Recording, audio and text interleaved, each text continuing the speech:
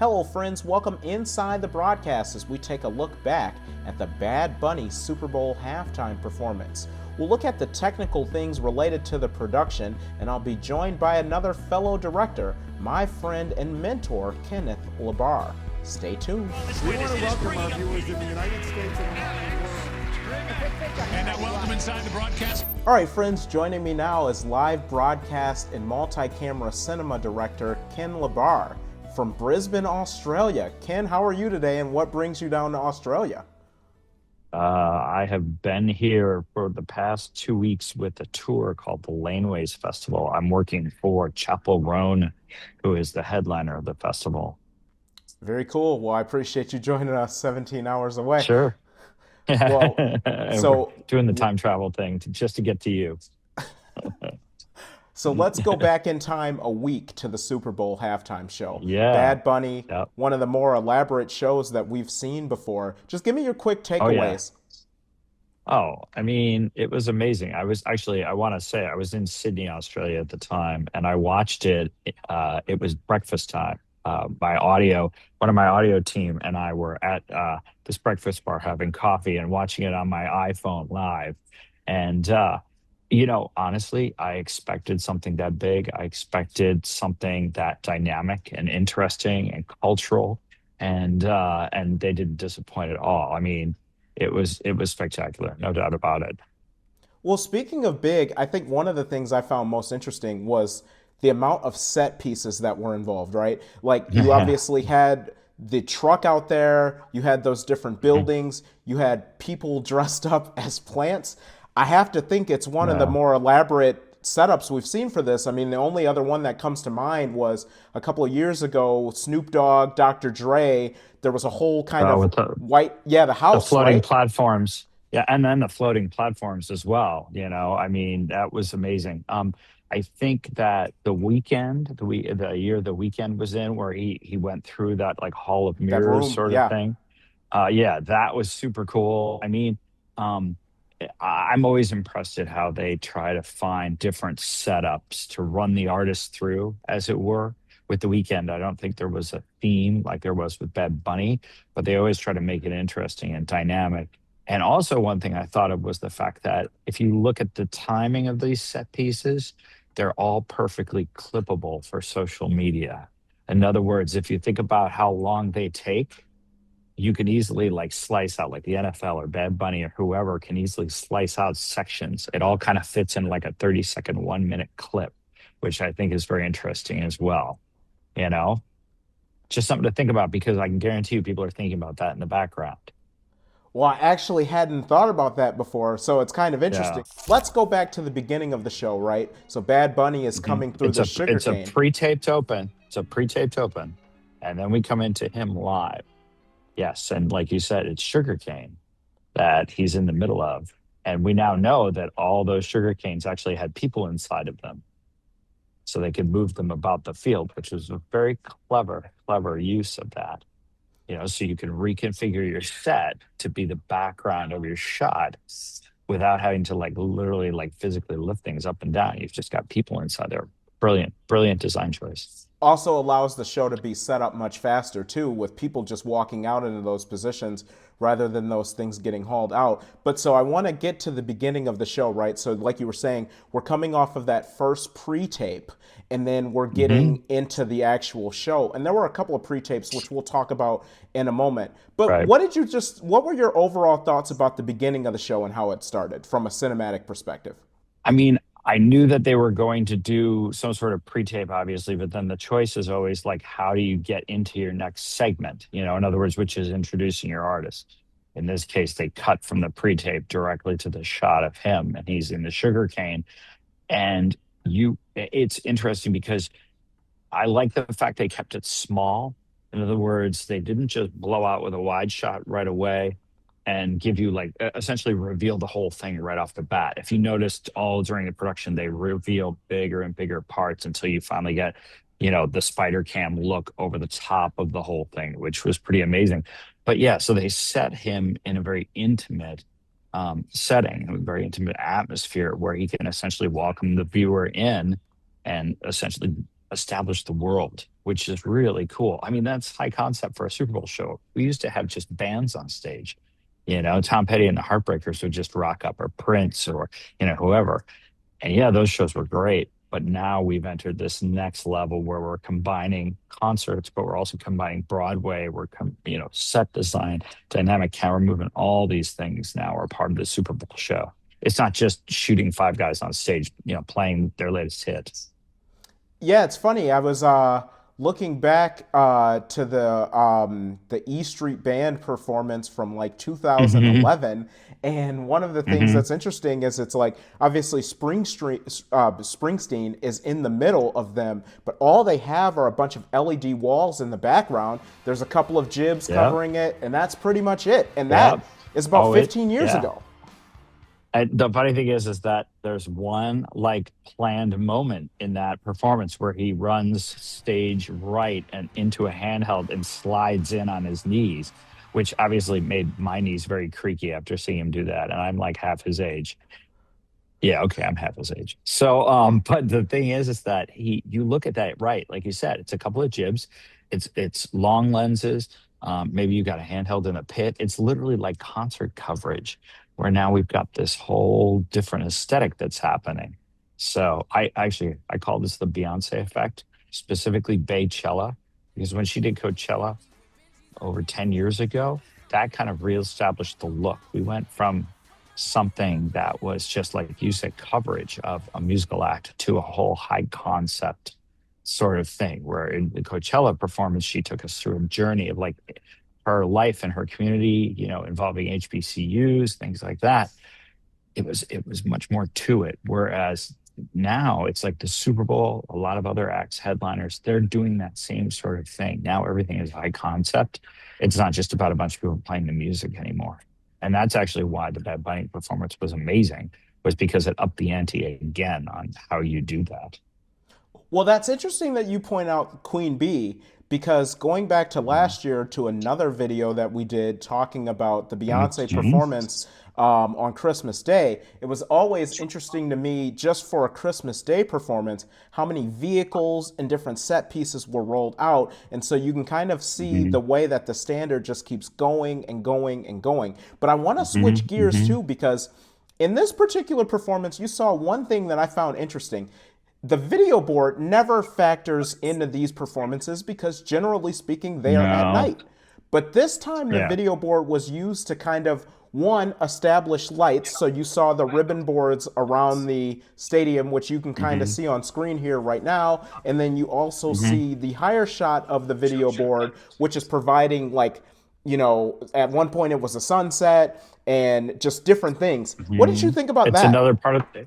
Well, it's fantastic. I mean, they're treating it, instead of they're that's where, if you go to a modern concert these days, especially arena or a stadium show, LED is everywhere. I mean, look at Taylor Swift's last tour, the Eras tour. I mean, everything, literally, there was one end of the stage was all LED wall, it was a giant LED wall, and she was, the biggest thing on it, as she should be. But it's become a set piece. It's become part of it. I think I was watching the Prince performance, and they used the ring beams to do like a lightning effect, which obviously didn't need to do through the downpour anyway.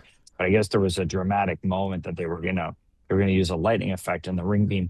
You're right, that was the extent that they were doing back then. But now they've realized, and I think it's because of concert design, things like that, where they realized, oh, this is another element we need to use, if not for just like a color choice or sort of a background to show depth and scale, but then also um, to send a message as we get in the final shot, which is everything. I mean, the fact that they used the full scoreboard for that was smart. Because honestly, what else are you going to put up there? I mean, if you're going to shoot that low shot of him at the end, you're going to see that in the background anyway. You've got to utilize it. It's a wasted opportunity. Well, let's follow up about that last shot and the message that we saw. I thought it was pretty Hmm. interesting there too, because I almost felt like there was like a situation where there could have ended up being an error with the shot, right? You're walking backwards Hmm. shooting this, you're trying to get the board. Hmm. The board is at the very top part of the frame, and that could have Yep. easily gotten messed up. Right, right. Well, they rehearsed this stuff within an inch of its life. And I mean, they probably started planning it when it was announced. They were probably already planning the whole thing when it was announced. But then they guaranteed they spent a month before rehearsing all that, like on a sound stage somewhere. And then they rehearsed it, probably a day or two before at the Super Bowl as well, because that's been the history. So yeah, once they decided to use that surface, that scoreboard, as like the final sort of capper of that emotional moment at the end, they obviously had to measure out like where he was going to be versus where the scoreboard needed to be in the frame. And then you talk about the lens that you're going to use to get that shot, because as you know, that's a wide angle lens. It's either on a steady camera, a Trinity, an Arri Trinity rig, which is very similar. And that's the other thing, is if you're using a Trinity, a steady cam can operate high up and it can operate low down. But with a Trinity, you're on a gimbal that is also on an arm that can go down and up. So you can do essentially like a boom up shot or a ped up shot with it. So you have flexibility for framing that. So you get the wide angle lens, you find your sweet spot in relation to him and then the sign in the background. And then obviously it's all got to be in focus. I mean, that's the thing. It's like it needs to be framed purposely, but you need to have the right lens as well to get the focus and everything else. So it's brilliant. Do you think that someone was pulling focus for them? Oh yeah, no, that was a cinema production, just like the Beyonce, just like our previous Super Bowl show. They're using cinema cameras. I think they were using Aries. I haven't confirmed that, but yeah, they were using cinema cameras and cinema lenses. The kind of the nature of these productions now require such specialization, and not only in like the staging like we're talking about, but also um just with the look, the presentation. They want it to look different than the game. They want it to look different than broadcast. You bring cinema cameras in to do that. That obviously makes a difference. You bring the lenses in, but then it's like I said, you've got to rehearse it within an inch of its life, because you do have focus pullers on those lenses. Very rarely will you find, especially a steady camera or an Arri Trinity operator, who's pulling their own focus. I mean, I've worked with Steadicam operators who can, but they prefer not to, especially in like a live music environment where you're quickly moving between set pieces, and you've got to reestablish. And I mean, you're just operating the thing physically, like a steady camera and Arri Trinity is enough of a challenge. So you have to have someone offset pulling focus. Totally. It's very interesting, and that kind of leads me to my next thing. You saw some non-cinematic cameras used, like the Skycam, which is Mm, obviously a part of the normal game broadcast. There were two of them, a low Skycam and a high Skycam. And I was actually yeah. inquiring on Reddit recently about how they are able to get the Skycam to have a bit more of a cinematic look. And there's some things that they change over with the CCUs and whatever to allow that to happen. Hmm. But I Hmm. loved the way that Skycam factored into this show. You had so many aerial shots showing things off, and I felt like it was used more than normal. I mean, the area, remember in the Lady Gaga part of the performance, they're standing on this Yes. rooftop, and the Skycam is Yep. doing kind of these passes by. It's They're got doing that dolly one, moves. Yeah. yeah. It's very Yeah. Yeah. interesting. Even Yeah. the one aerial shot looking right down at Bad Bunny. I mean, what'd you think about all that? I thought that was great. I mean, if obviously any director who's, you know, they're going to want to know what assets they have available to them. And yeah, you can put a lot of things on the ground that look really cool, but to get a different perspective, that high perspective that we've come to be used to watching the Super Bowl, the actual game of the Super Bowl now for many years. I remember what it was called, the Madden camera, because it was used behind the quarterback, like the camera in the EA Sports Madden video game series. That was, originally like the inspiration for that angle. But now the fact that you have two of those available to you as a director in that atmosphere is fantastic. So why not utilize it? But also, typically, you use a shot like that to cover movement to get your performers to another spot or something like that. So in other words, you do like a flyover, unless it's a specific thing where the artist is addressing camera. So it's like, so the camera's over the top and the artist is looking up, addressing the camera. The rest of the time, you see that it's like a beauty shot. So it's either a beauty shot of like Gaga singing with all these people around her, and it's doing dolly moves, trucking left to right, which is amazing. But then you also use it like as in the flyover part where you don't necessarily see the artist, but the music's still going and they're showing activity, but you're using that as essentially as a bump shot to get you into the next segment because you've also got to cover like your performer. That's the thing that is very interesting is Bad Bunny's movement throughout the whole thing. Like he has to go from all these different set pieces. How do you get him there? Well, you have to have bump shots. You have to have cover. It's kind of like while you're waiting for the play to start it during the game, you're taking a shot of the coach, or you're taking a shot of the crowd, or you're taking a reaction shot. You know what I mean? It's like we're filling that space with things that tell the story, interesting, compelling things that tell the story. But then what we're doing is then we're using it essentially to kill that time while we get to the next play, with football or with hockey or whatever. So in this case, they're using it as a bump shot to relocate their artist to get him. So why not use the Skycan? I mean, what an amazing dynamic perspective. But also, it's really cool to see that whole set. I mean, I love that flyover shot where you just see everything kind of laid out there. And you're just kind of like, oh, wow, there's like real scale and depth to this production. If you couldn't tell that already, it reinforces that and the brilliance of the design as well. Well, that's definitely a great point. And so I want to follow up with just, the difference in shots. Going onto that rooftop scene with Lady Gaga, one of the things I found pretty Hmm. fascinating was they used a low angle cinematic camera, but it looked very chaotic, Hmm. right? And it's moving and it's going back and forth, and you actually briefly You're see talking the about the camera. one you're okay. So you're talking about the one that's up next to her. It's like right close to her and it's kind of circling around her. And they were dancing, right? And so you Right. saw Yes. that moment, just the way that that was shot, it was really interesting because most of the shots in this show were very steady, but this shot is Hmm. right close to the action. You're right there. It's moving. It's almost going in a circle around them. I thought that was pretty interesting. Yeah, I mean, I agree with you completely that the use of a non-stabilized camera was an interesting choice because I mean you could have used anything up there and they chose to go with a handheld look where like you said everything else was either Steadicam or Trinity or something like that. I think that it was probably because if you look at first of all, that top of that where that stage that she set on is very crowded. She's got people all around her. And so you think about if you have a steady cam or eternity up there, you've got to have a certain amount of room. And they probably didn't have the room to do that. So, it's the so you sit there as a director, you go, okay, I really need this shot, but I don't have the room for like the usual toys up there. Maybe because, one, there are a number of bodies, but also the nature of getting people in, getting people out to, getting them in and out of the way of the camera. They probably just went, hey, let's get a handheld up there. Like, how are we going to cover this? We need this intimate moment. Okay. Well, what do we got room for? We've got room for a handheld with a wide angle lens up there. And that's why you get that shot with that look. It's like, the mother, I'm trying to think of the cliche mother of necessity. It's the famous saying, but desperation is the mother of necessity or something like that.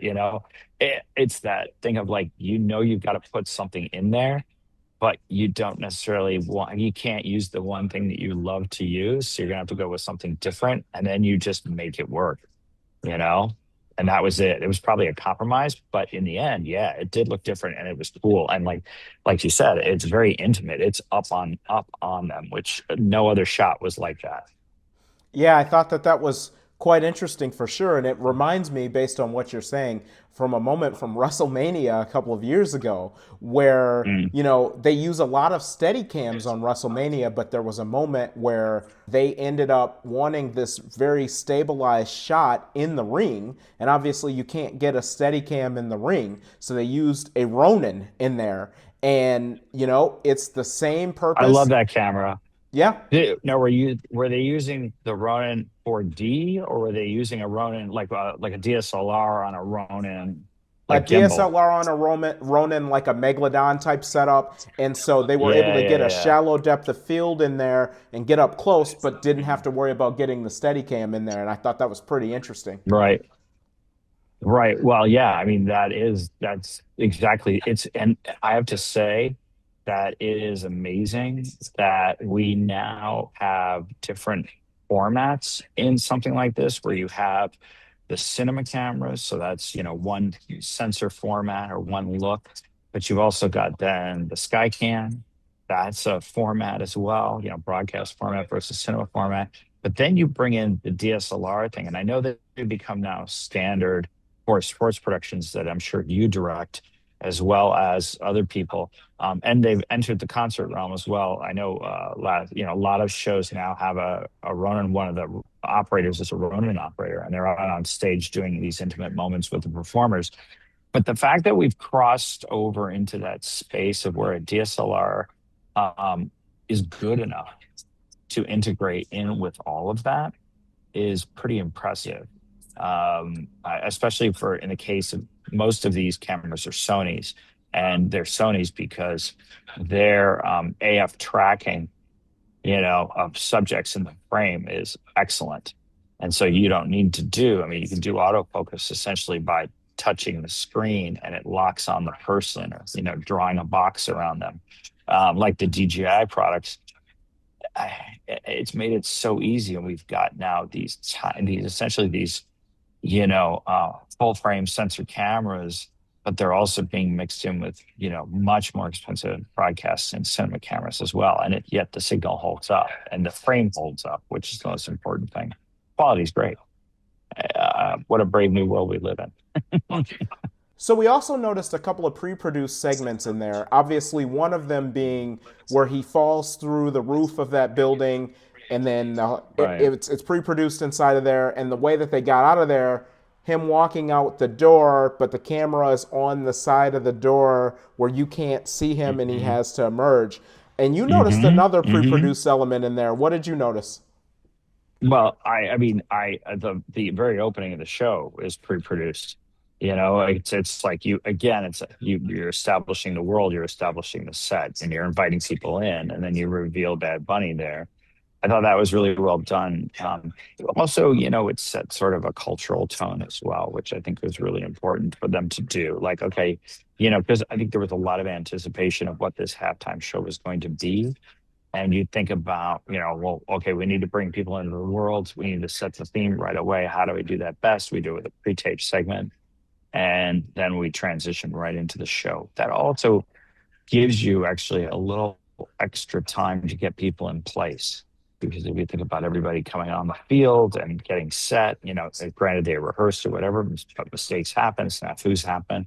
Pre-tape segment gives you an opportunity to get people in place. And then the pre-tape segment you were talking about with him falling through the roof. I mean, again, it's like he had to get from the roof of that thing down to into that doorway. How do you do that? You have to have a pre-tape segment because I'm sure they looked at the blocking and they went, okay, well, we could do another dance thing, or we could do, and that's another thing about these shows you should realize is that you notice that every scene ups the ante even more. Like they reveal something new. So it's a wedding, or it's Lady Gaga, or it's the him falling through the door or through the ceiling, reemerging through the doorway. Everything's like bigger and bigger until you finally get to the end of the show, which I'm sure we'll talk about with that final, well, the shot with him holding the football, and then the final shot that we discussed earlier. But I think that the pre-tape segments always serve again as an opportunity for you to sort of relocate your artist without doing it on camera. How do you get them off the roof of the house? How do you get them into the doorway? You've got to have something to cover there. And so that's what they're doing. They look great. Um, but I look at them as like more like instead of imparting new information, they're more like a useful tool just to, like I said, to cover movement.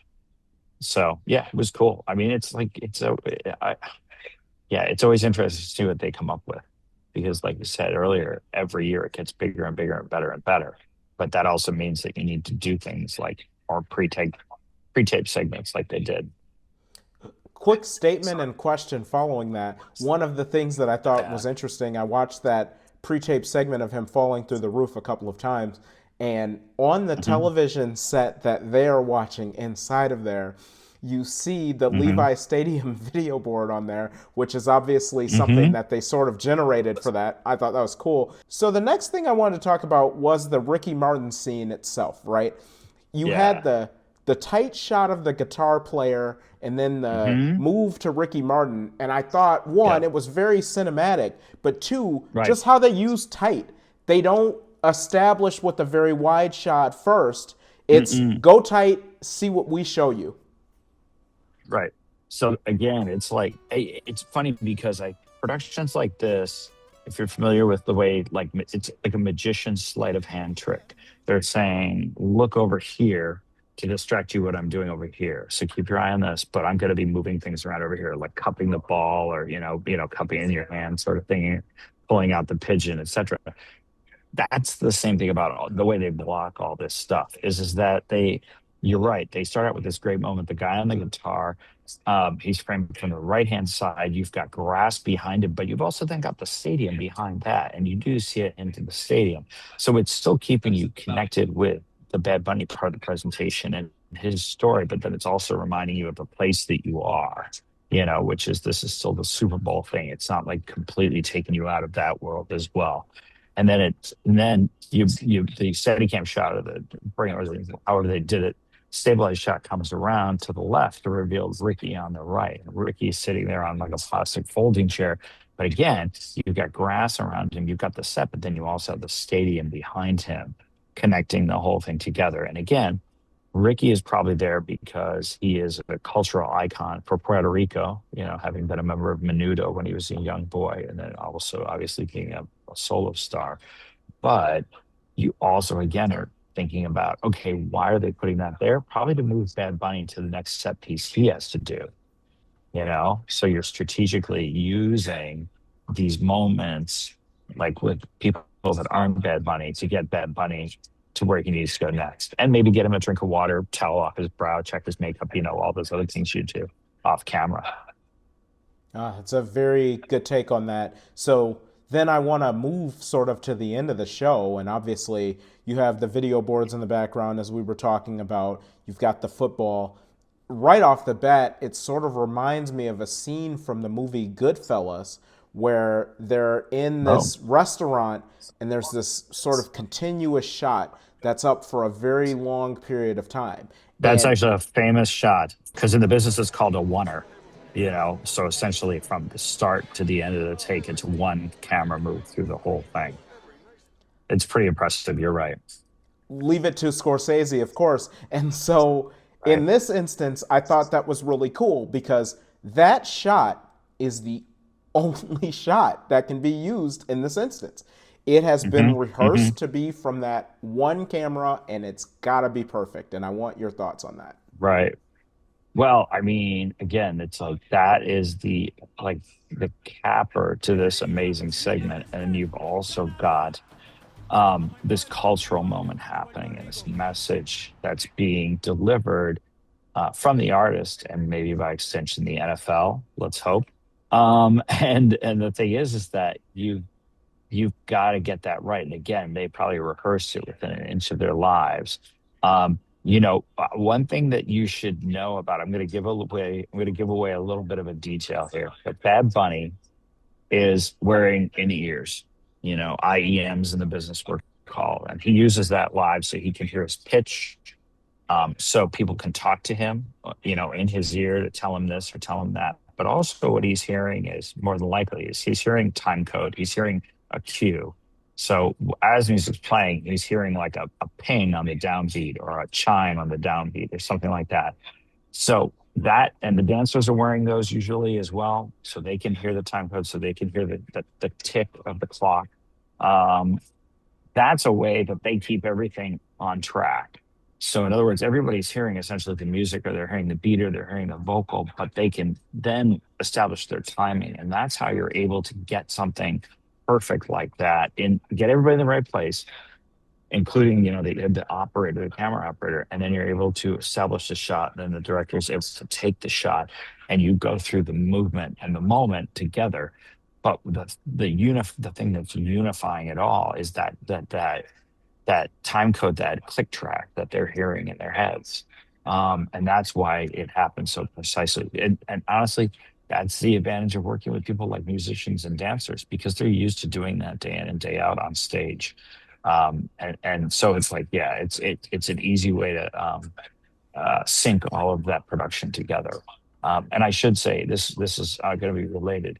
I want to go back and say this actually is that all the performers there are wearing in-ear monitors, essentially similar to what I'm wearing here, but they're wired and they're to a belt pack. They don't use wireless because of delay. Um, but the importance is that everybody is on what's known as a master clock, and that is a click track that's being generated from usually a computer playing back the backing track. Because you notice there unlike previous Super Bowl segments, there isn't really a live band there.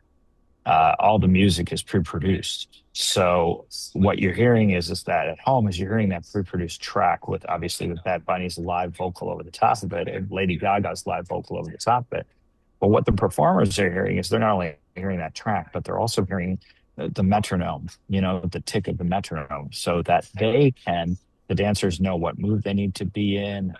The artists know like where they are in the song. Oftentimes, like those playback tracks that the audience doesn't hear will have also staging commands in them. So it'll say chorus in 4, 3, 2, 1, or it'll say move to mark 3, downstage right, or something like that. Literally, I know artists that have recorded their own voices so that they hear essentially their own voice in their heads while they're performing, telling them their cues to where they're going. That's another element of this. That's how you keep this whole thing tight, and you keep everybody on their marks essentially, so that when you stage a camera, the people are in the right place in the right time because they've rehearsed it to that time code, to that metronome, so they know where they need to be, and with the cues obviously in their ears. So that's like a whole hidden thing that we never used to do, but now that we do these high concept, very staged, very tightly packed segments, that's something that every performer, they all have to be on the same beat. And that's how you do that is you do it with in-ear monitoring. So, and playback. Well, that is great insight. So I would just follow up and say, now that's the audio side. Now let's go to the video side. What type of preparation do Mhm. you think went into making this show what it was from the video side? Director, down to camera operator level, whatever you're willing to get Right. into. Well, it's the usual thing. It's like all the previous, Super Bowl performances we've seen. Whoever they bring they bring in the production companies, so could be done and dusted, or any of the number of that do these large events. In this case, the Super Bowl halftime show is produced by Rock Nation, Jay-Z's company. They have the contract right now, but then they'll bring in somebody like Dun and Dusted or another production company. Dun and Dusted will hire the camera operators and the vendors they like. So they'll essentially they'll go to the people that they always hire their camera packages from, their lenses, all their bodies, all the other stuff, their hardware, um, and and you that way you're working with people you're familiar with, and then it from there it's like you go into rehearsals. I mean, you've been working on the show for a couple of months before you even hit rehearsals, and rehearsals Mhm. probably started at least a month out, where you're at least doing, I mean, the dancers alone are probably rehearsing a month out just to do all that, but you've got so much coordination. And where it really gets stressful is like 2 weeks before the event because you're in a rehearsal space, say in LA and Los Angeles, you're at Universal Studios on the back lot. You've got everything on the floor marked out. Like you've got to have got to have a rehearsal facility that's almost the size of a football field. It's as big as so you think about that. First of all, you have to find a place to do that in because you're not going to rehearse in the stadium because, well, they're playing sports there. It's being used. So you've got to have a rehearsal facility where you can mark out your staging essentially on the floor. And then you have to rehearse it with everybody. And that is where 2 weeks out, you're doing tech rehearsal. You're doing just like any sort of stage production, you're doing tech rehearsal, you're doing dress rehearsal, then you're doing your final looks and things like that. But in this case, unlike a play or a musical or something like that, you're also adding cameras to the mix. So it's like you've got to it's a dance, like I said. So everybody is moving in and out there. there are times it looks so fluid and effortless. Um, but the truth of the matter is they've been working on it. I mean, the design has been happening for 6 months, but the rehearsing has probably been happening for a month or two beforehand, and all to make it work like that. That's why it looks so fabulous. And by the way, I should say that only happens because of Apple Music sponsoring that segment.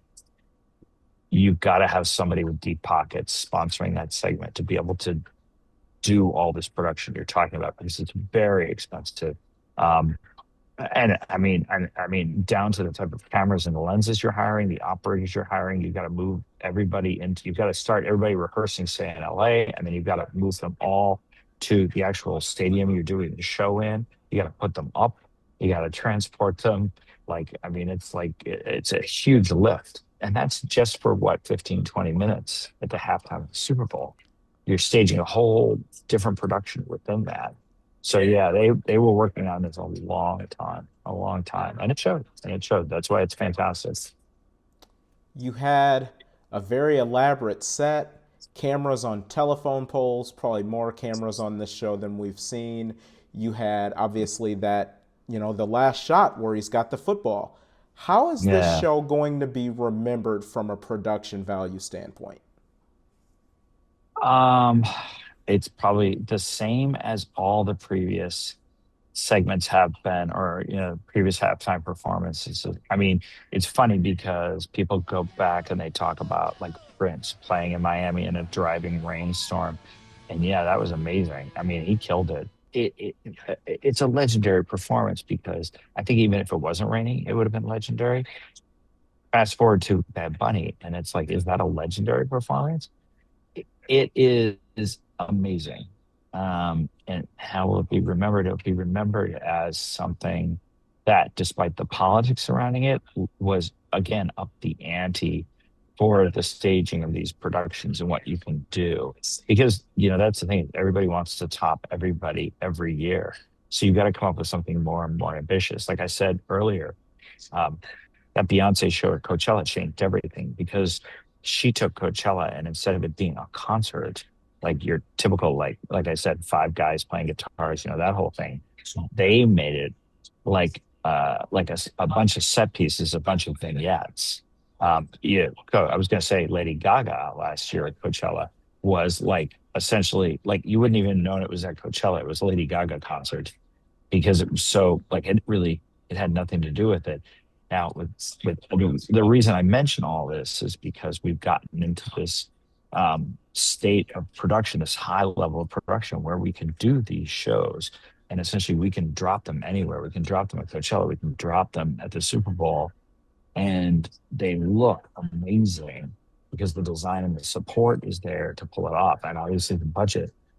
Go back to your original question: what makes it memorable? And I think in this case, there was a cultural component that needed to be communicated, and they established early on how that was going to be done thematically.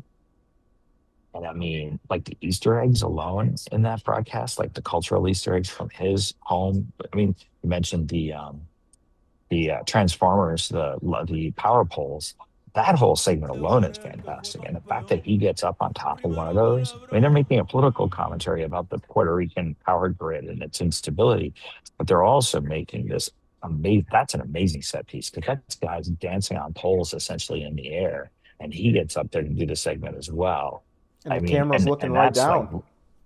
yeah, well, it's like you look at the side shots, the dollying shots on that, but then you also look at like it starts with the low angles as the guys go up the pole, and then you take like an establishing shot at their eye level, but then you've also got the above shot. I mean, again, you're conveying the story, but you're also conveying the scale of it, and you're setting up what leads into the final segment of the performance. So that's an amazing, but that whole segment's incredible. Like just the fact they thought to stage that, and you've also got practical effects in there. You've got the sparking happening. While the guys are on the poles, you've got sparks going off and stuff like that. That all has to be rigged. Somebody has to be off. Somebody's off firing those. Like those pyro cues off because that's what that is technically. So how will it be remembered? I think that really for people in our business, it will be remembered as another amazing production that was technically flawless. There was one bad shot, I should say, but they fixed it. On the YouTube edit, it's not there anymore. They took one out of focus shot of him on top of on top of the house, and obviously it was the camera was supposed to be there, but it wasn't ready yet. And in the YouTube version, they edited that out, or they repaired it. They just did an insert or something. So anyway, I think this halftime performance with Bad Bunny will be remembered for the cultural impact, but also because of the incredible skill and incredible design of the production itself, whether it be the choices of lenses or the choreography or the set pieces. And I keep going back to the people dressed up as sugarcane, which was ingenious, because like, how do you make a movable set? How do you like always have something in the background? How do you always like have some sort of filler? How do you create this world? And that, having all those people out there dressed up as that, like, obviously established the world, but it also gave you an opportunity to move things around, so you could be constantly shifting your set pieces, to get you to the next part of the show. So again, I think that was brilliant. I think the design is always brilliant, but this one in particular was pretty incredible. Well, Ken, joining us all the way from Australia, thanks so much for Yeah. your time and thanks for joining us. Thank you so much, Justin. I always appreciate being asked to talk on and on about this subject that I love so much, which is what you and I do. It's broadcast production. And in this case, it's much, much more than that. That was my conversation with my friend and mentor, Ken LeBar. Ken directs shows all over the world, and I appreciate him taking the time from Australia to hop on this show. Let me know in the comments what you thought about this episode, and we'll see you soon.